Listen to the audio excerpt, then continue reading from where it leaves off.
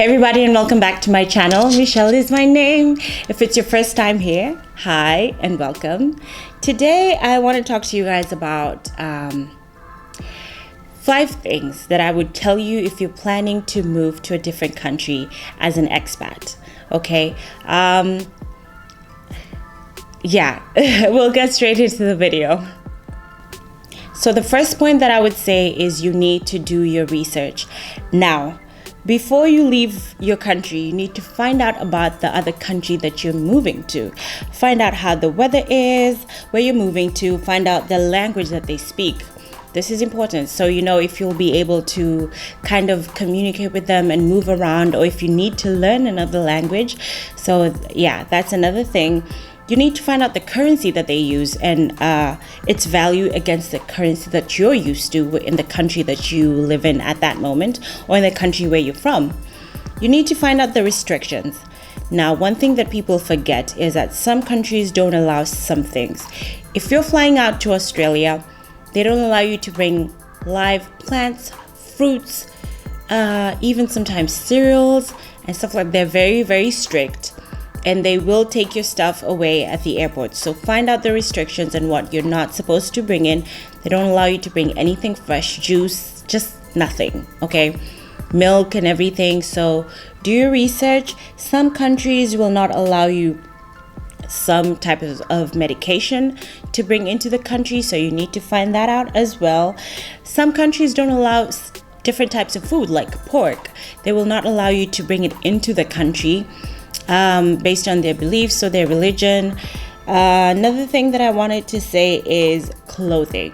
Now, you might move to a country that doesn't allow you to wear like camos, for example. They could be illegal because of the army restrictions, the rules. So do your research, know what is allowed. Some types of clothing that are exposing, maybe vests and tank tops and stuff like that, may not be allowed in some countries. So know what to carry based on your research. I don't feel like I did a lot of good research before I moved from my country. So I felt like I was kind of,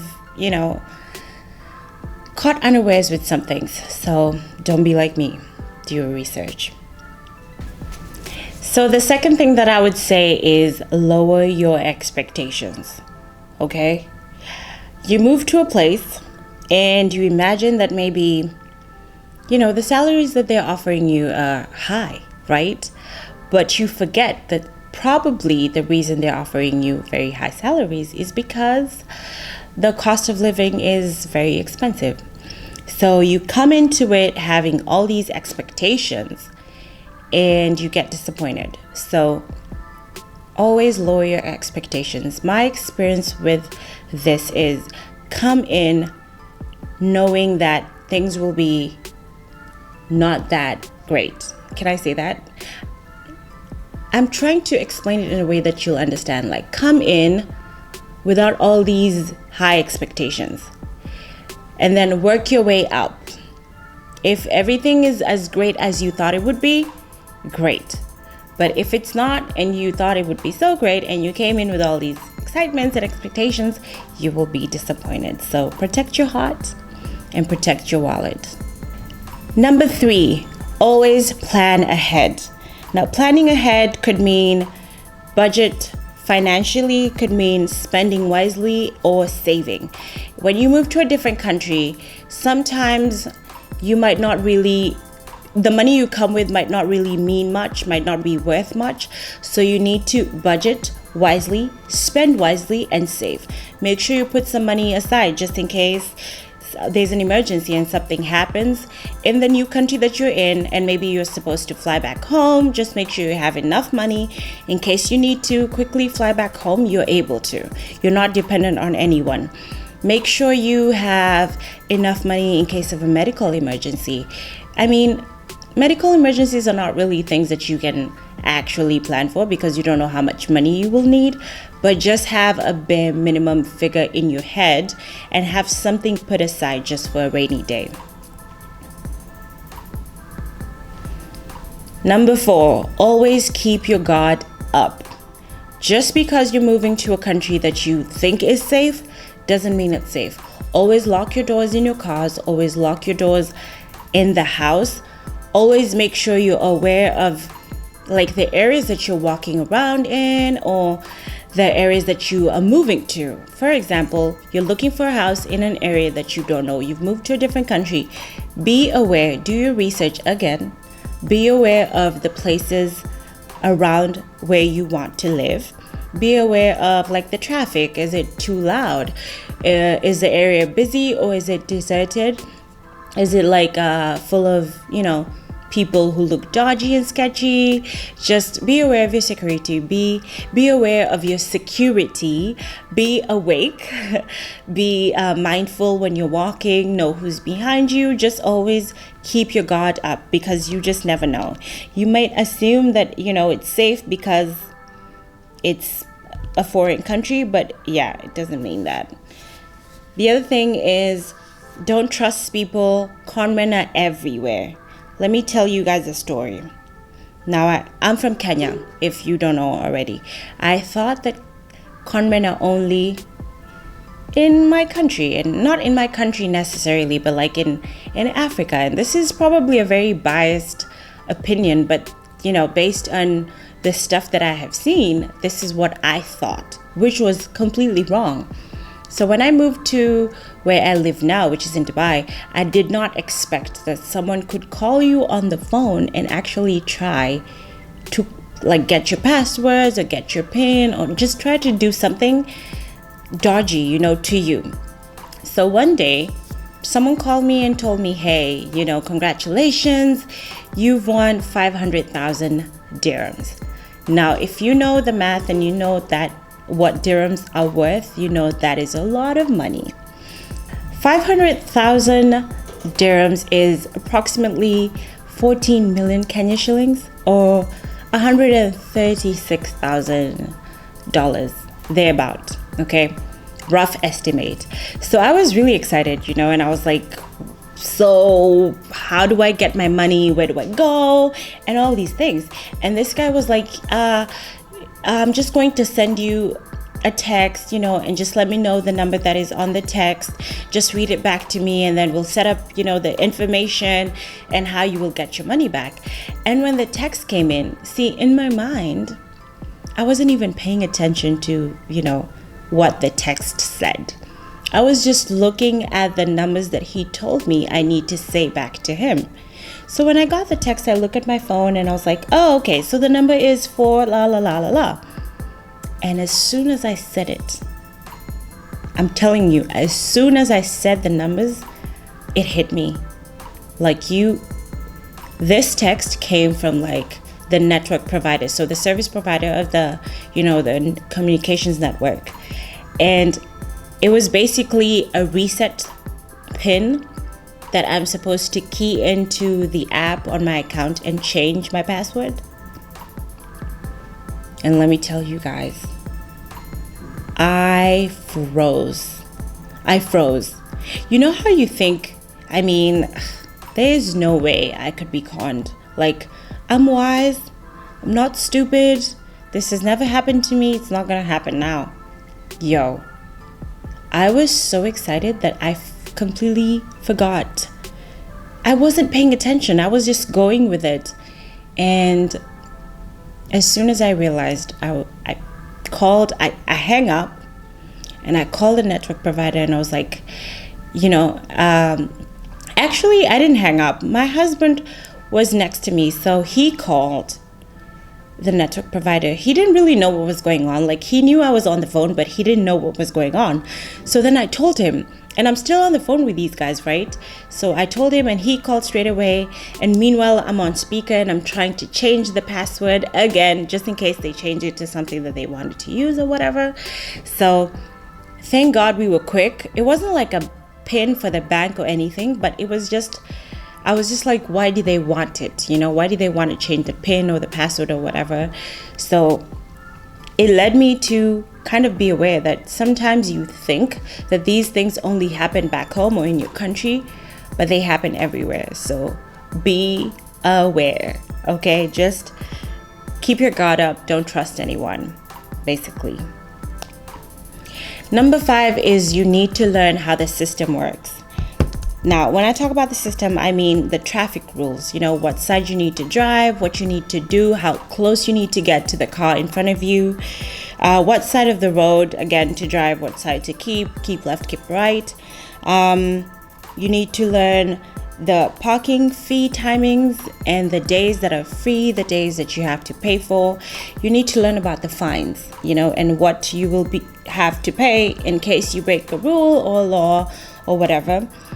You need to learn about the bill payments, the timings.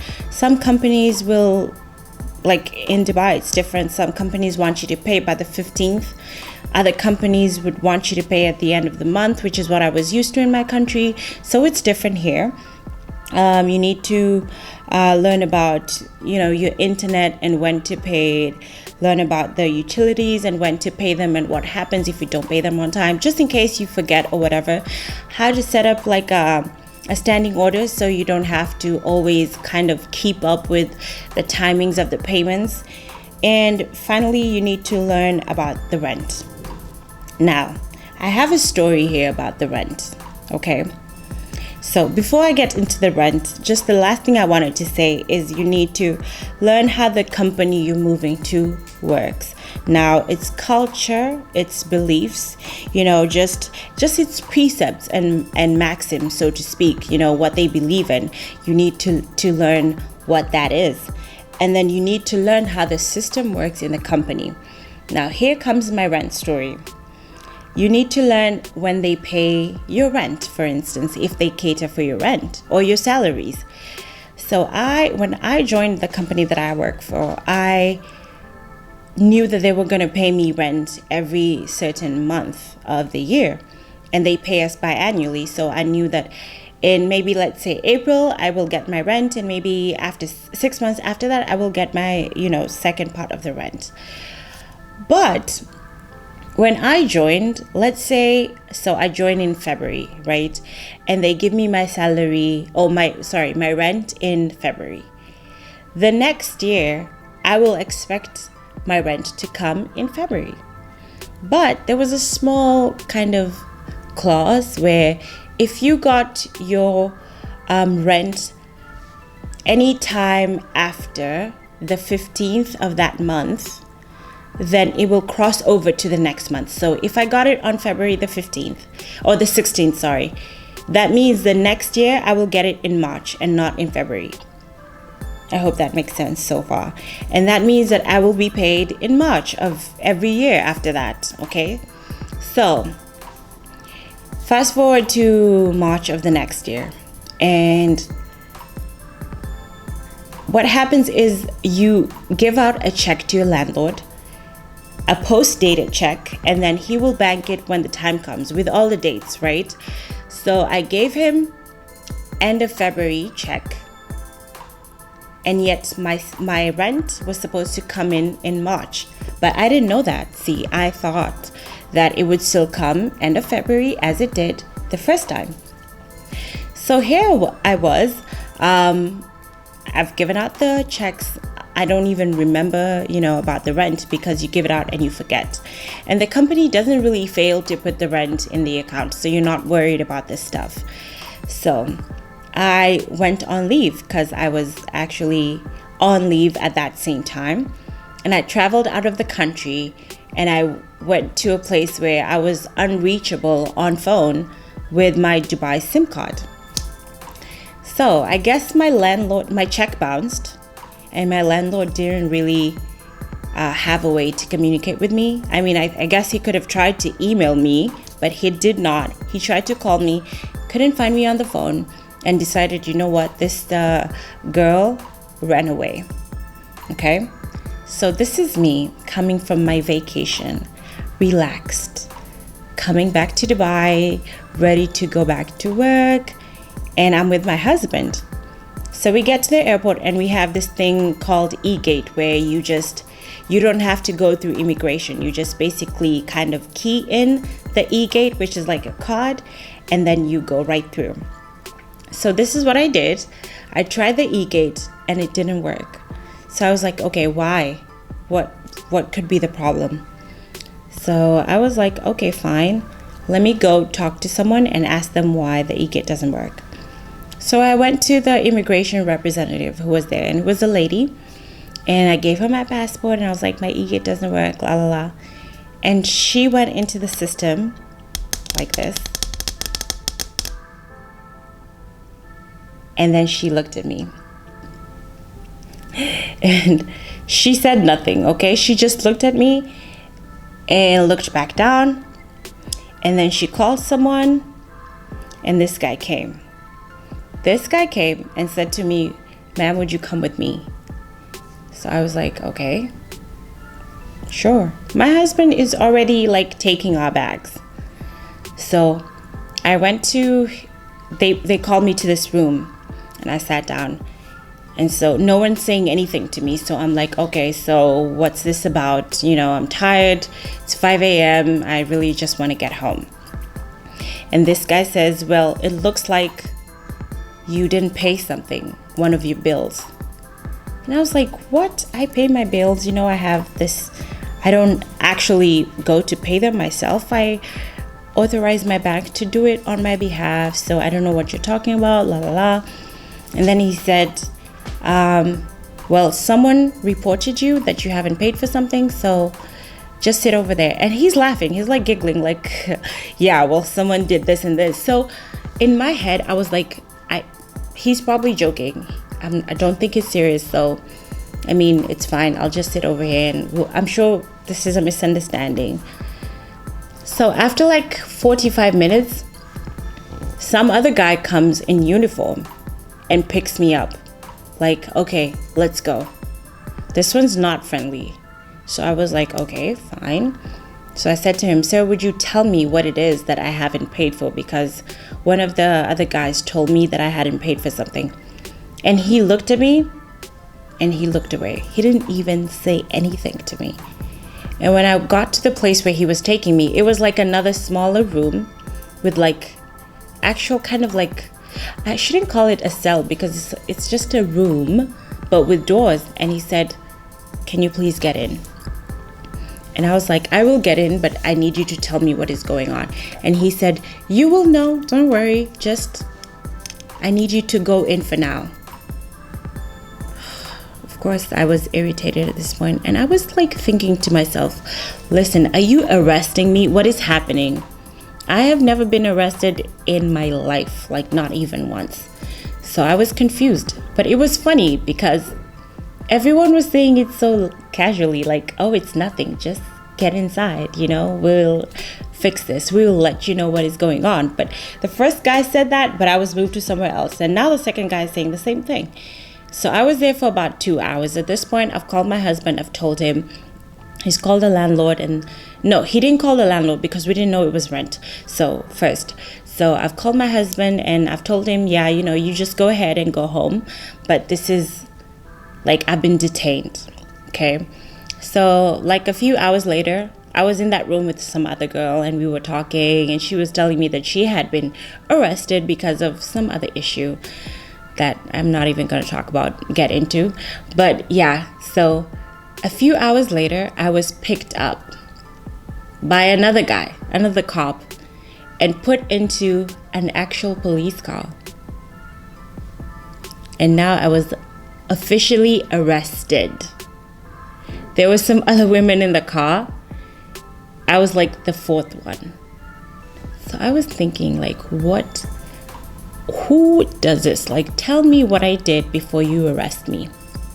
Anyway, so I was taken to the station, like the headquarters of the actual police station. And then I sat there for like an hour, and then someone came and said, hey, Michelle, where are you? And I was like, that's me. And then I walked in and said, you haven't paid your rent. So now what we're going to do is we're going to send you to a different police station that was really far. And you have to go to that place and pay the rent in that police station, or take it to your landlord, and then you can go to that same police station and pick up your passport. And I was like, what? Anyway, so I had to take a cab. It was my first day in Dubai, so I wasn't even driving, right? I had to take a cab for like an hour and a half drive, which, if you know how expensive cabs are in Dubai, that's like a lot of money. And then got to that place. First of all, got to the landlord's place.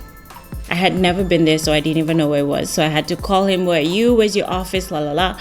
Got there, withdrew money from my account, paid him, and he had to write like a note and then take a cab back to the other police station that I told you I was told about, take the note, and then they would give me back my passport. When I got to the landlord, I was like, why didn't you even try and email me? Like, just let me know.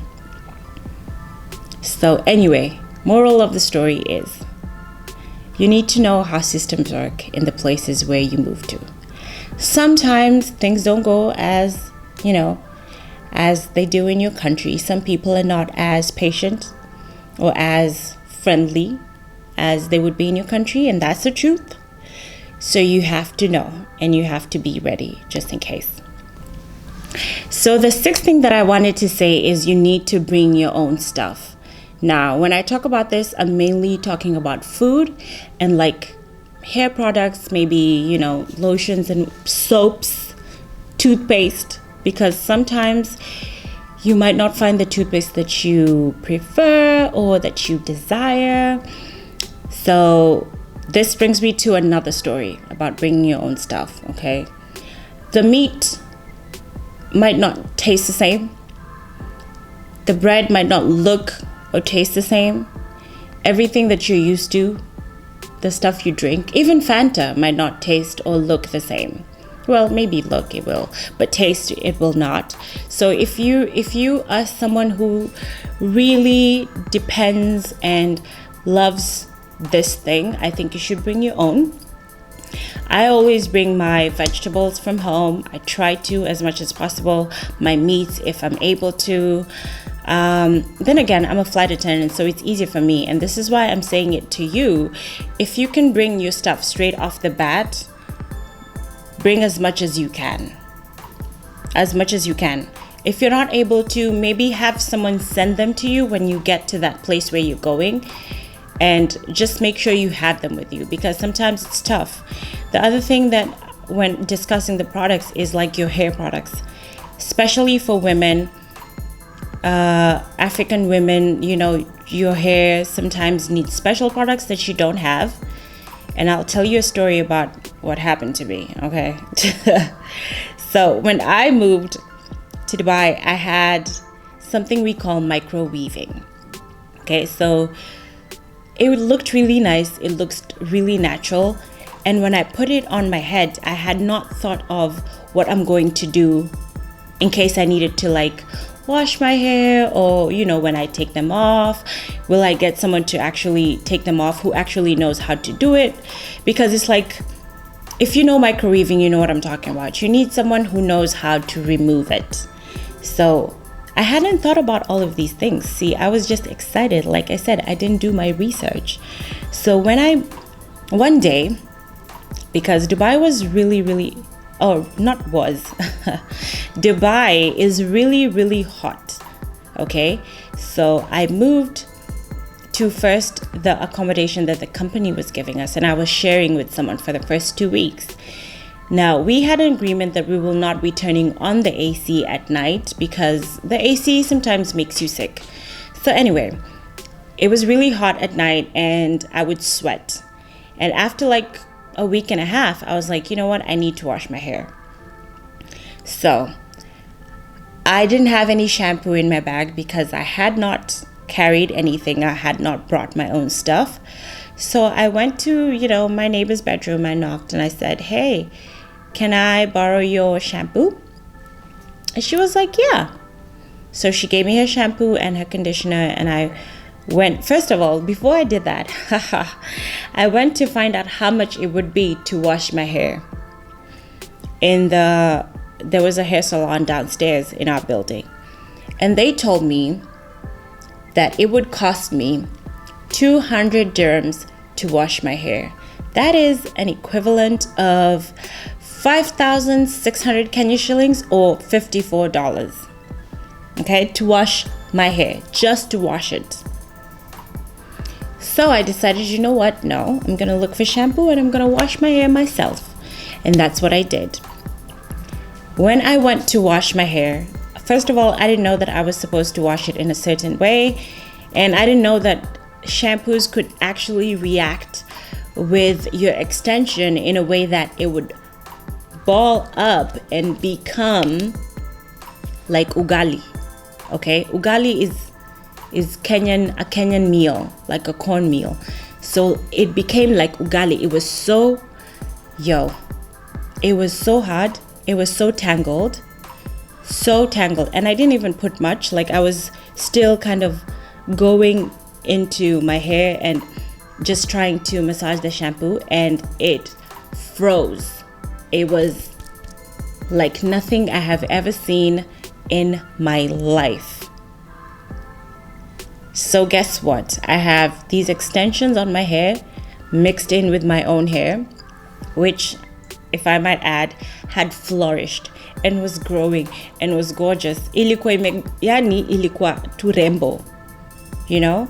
And now I actually have to go back to the hair salon downstairs that was charging me 200 dirhams to wash my hair to have them fix this situation, because the next day I had a training at 6 a.m.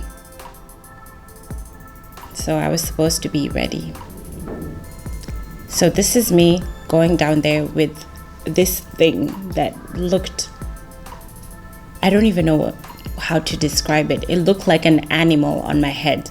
And my flatmate is looking at me like, oh my gosh, Michelle, what happened? That's how she used to speak.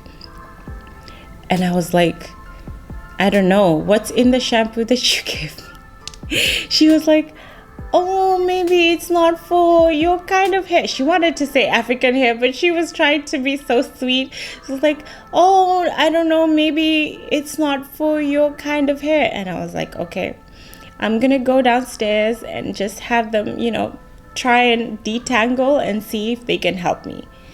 So I went downstairs. These microweaves are 2 weeks old, so they're still brand new. The hair was 15,000 Kenya shillings per bundle. I had 4 bundles on my hair, and microweaving was 15,000. So you can imagine how much I had spent on this hair that had lasted me 2 weeks so far. Do the math.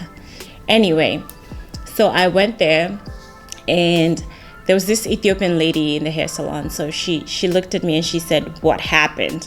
And I sat down. She was like trying to pull a strand one by one. And she tried for hours. We were there for like 3 hours. And finally, she said, you know what? We have to cut this. There was like a ball, and it was in a knot. And wow. I didn't know what to do. I didn't know whether to cry. I was trying to be very brave because I had gone to them and they had told me they would wash my hair, and I was like, oh, it's okay. And then now I was back with this thing. So if I had paid the 200 dirhams, I would have washed my hair, not lost my money with the bundles, not lost my hairstyle, not lost my actual hair. I would have been just fine. So anyway, we had to cut through. So the rubber band is like at the very beginning of your hair strand. So we had to cut. And that was, I can't even talk about it. Like, my hair was in patches. Anyway, that happened to me. So bring your own products. Just bring your stuff. Bring your stuff.